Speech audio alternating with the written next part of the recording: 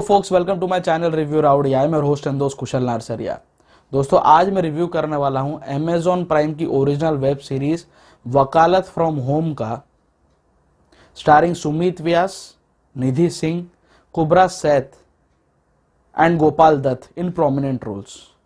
पूरी web series में 4 लोग ही स्क्रीन पर दिखाई देते हैं, बाकी 2 लोग और हैं जो 1-2 सीन में आके कैमियो अपीयरेंस देकर चले जाते हैं। इसमें और वुड सिलेक्ट की web series the gone game में एक कॉमन लिंक ये है कि ये दोनों ही वेब सीरीज कोरोना वायरस के लॉकडाउन में ही स्ट्रेटेजाइज की गई, एग्जीक्यूट की गई, शूट की गई।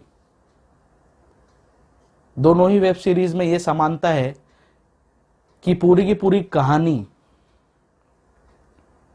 व्यूअर्स को वीडियो कॉन्फ्रेंसिंग, वीडियो कॉलिंग के थ्रू ही बताई गई। हर एक कैरेक्टर अपने अपने घर पर बैठा हुआ है, इन लोगों का इन पर्सन फिजिकल कांटेक्ट नहीं हो पाता है और ये वीडियो कॉन्फ्रेंसिंग के थ्रू ही सारे डायलॉग्स बोलते हैं। पूरी कहानी ऐसे ही चलती है। दोनों में ये सिमिलैरिटी है। अब डिफरेंस दोनों में क्या है, द गॉन गेम और ये वकालत फ्रॉम होम में कि द गॉन गेम में एक सस्पेंस थ्रिलर टाइप ड्रामा इन लोगों ने दिखाने की कोशिश की थी, whereas in वकालत from home it is touted to be an out and out comedy। ठीक है, इसमें निधि सिंह और सुमित व्यास एक मैरिड कपल है। 10 साल हो गए उनकी शादी को, लेकिन now they are willing to file for a divorce. क्योंकि अभी लॉकडाउन हो गया कोरोना वायरस का, इसीलिए कोर्ट्स फंक्शनिंग नहीं चल रही है उनकी, तो इसीलिए इनके वकील कोशिश करते हैं कि वीडियो कॉन्फ्रेंसिंग के जरिए इनका पूरा केस समझें और आउट ऑफ कोर्ट सेटलमेंट करने की कोशिश करें, या फिर अगर ये नहीं मानते हैं तो जज को भी वीडियो कॉन्फ्रेंसिंग पर लेकर कैसे ना कैसे इनका केस सॉल्व किया जाए। सुमित की वकील है कुबरा सैथ और निधि सिंह का वकील है गोपाल दत्त। ये इसका सीजन 1 है जिसके टोटल 10 एपिसोड्स है। हर एक एपिसोड 15 से 20 मिनट का ही है।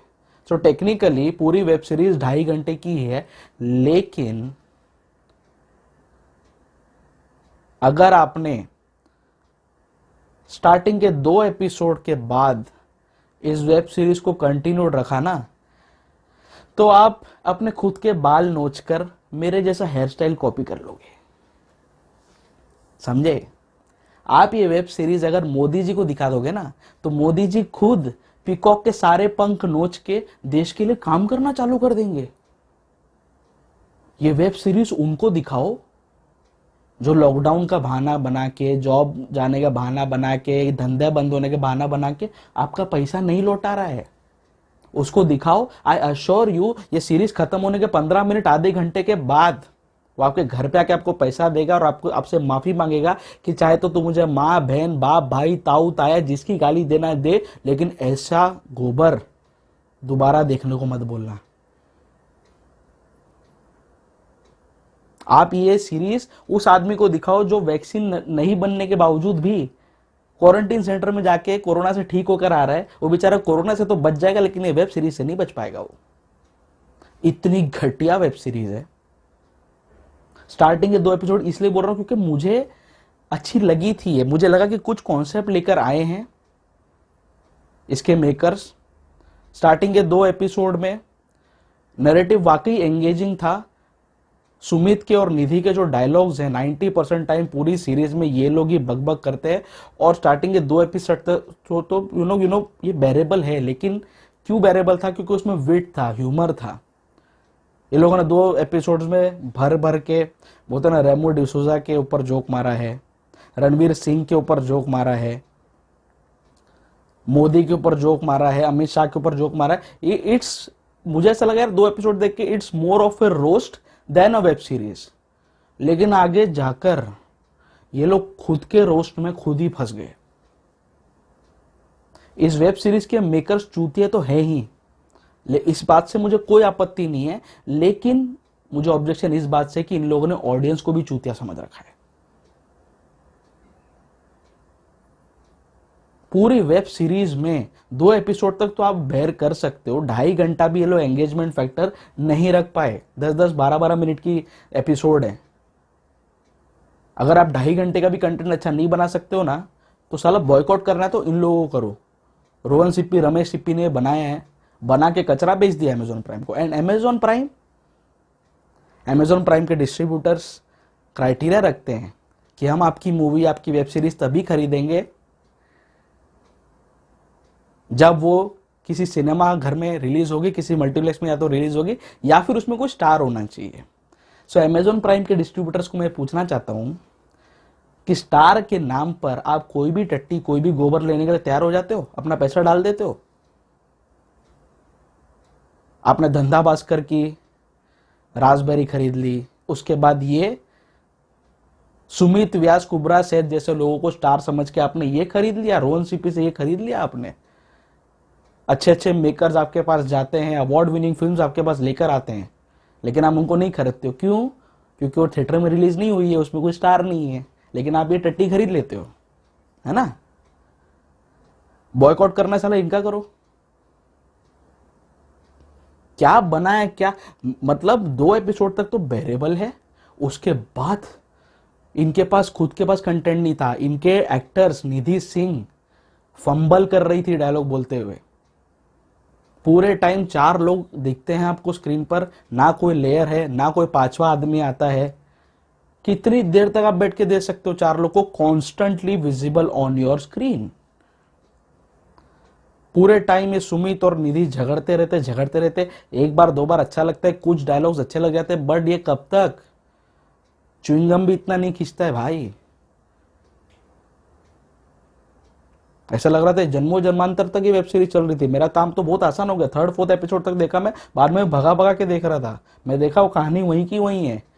जो निष्कर्ष पे ये लोग स्टार्टिंग के 2 एपिसोड में आए थे, 2 वकील कुबरा सेठ और गोपाल दत्त, लास्ट में जाके लोग वही डिसीजन लेते। तो बीच का 8 एपिसोड तुमने क्या उखाड़ा? क्यों लोगों का टाइम वेस्ट किया? लास्ट में एक जज को भी ले आते। कुछ भी चल रहा है, मतलब कुछ भी। ये लोग ऑडियंस को बेवकूफ समझ रखा है इन लोगों ने।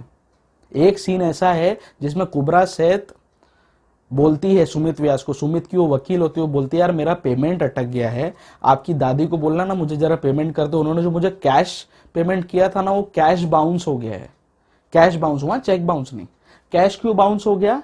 क्योंकि उनकी दादी ने कुबरा सेठ को पुराने जो बैन हो गए थे ना नोट्स डिमोनेटाइजेशन में, वो 500 और 1000 के नोट दिए थे। तो कुबरा ने 2020 में लॉकडाउन में ये नहीं देखा कि मुझे क्या टाइप के नोट मिल रहे हैं। और ऐसे कौन से लोग हैं, क्योंकि इसमें कुबरा की फीस लाखों रुपए में बताई है स्टार्टिंग में।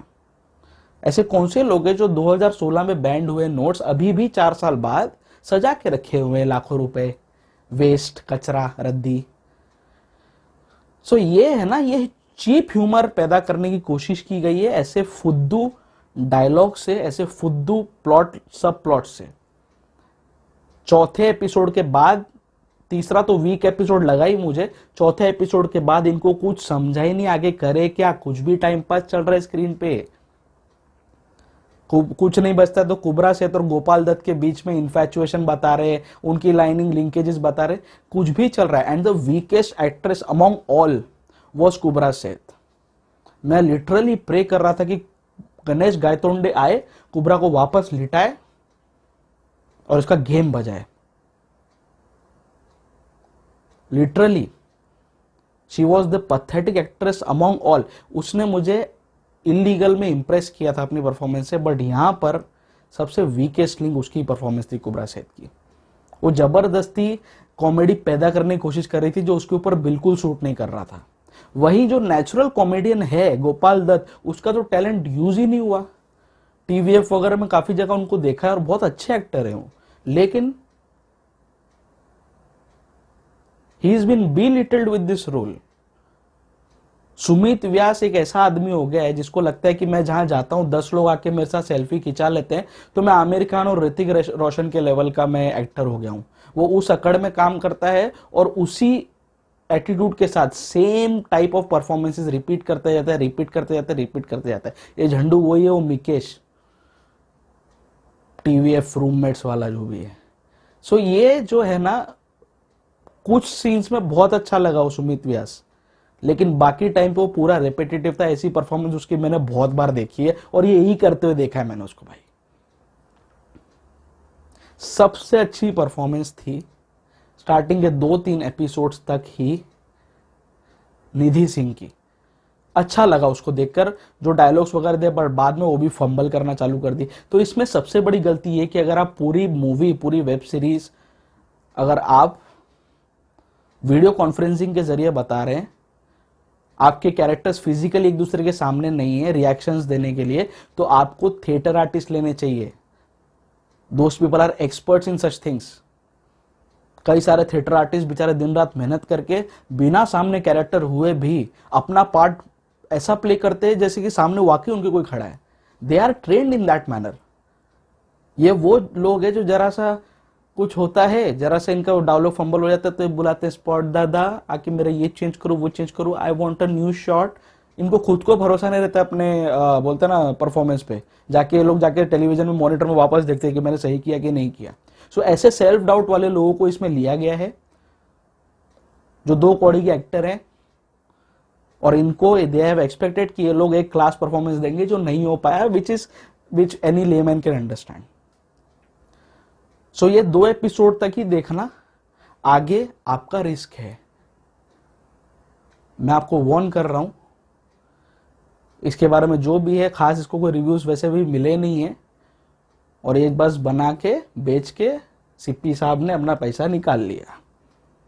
शर्म भी नहीं है इन लोग को, ये लोग क्या बना रहे हैं। इनको बस कॉन्सेप्ट लगा कि वर्क फ्रॉम होम है, WFH है, तो अपन वर्क का वकालत कर देते, बाकी फ्रॉम होम तो उठा ही लेंगे। वही चीज उठाई है। Total nonsensical plot. कॉन्सेप्ट अच्छा था, लेकिन 3-4 एपिसोड में बना के खत्म करते। इनको खुद नहीं समझा कि आगे च्युइंगम की तरह मैं खींचूं तो कितना खींचूं।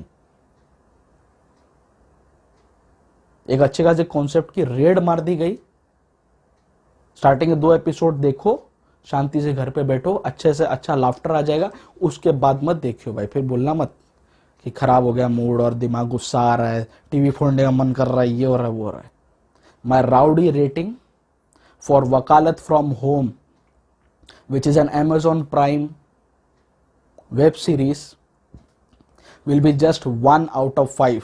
ये 1 स्टार भी सिर्फ और सिर्फ निधि सिंह की अच्छी परफॉर्मेंस के लिए, सुमित के डिसेंट परफॉर्मेंस के लिए, और कुछ जोक्स, कुछ वन लाइनर्स मुझे बहुत अच्छे लगे ऑन रणवीर सिंह, ऑन रेमो डिसूजा का जो बहुत अच्छा जोक है। ये स्टार्टिंग के 2 एपिसोड में ही बस एंगेजमेंट फैक्टर है भाई, बाकी पूरा कचरा है, पूरा गोबर है। So my rowdy rating will be just 1 out of 5।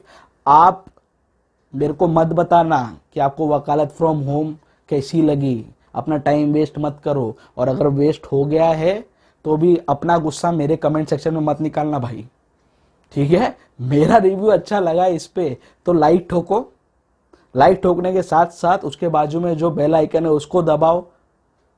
उसके बाद ऑल का आपको सब्सक्रिप्शन का प्रॉम्प्टिंग आएगी स्क्रीन पे, तो उसको भी दबा दो, ताकि जब भी मैं अपना कोई नया रिव्यू अपलोड करूं आपको तुरंत उसका नोटिफिकेशन मिल जाए।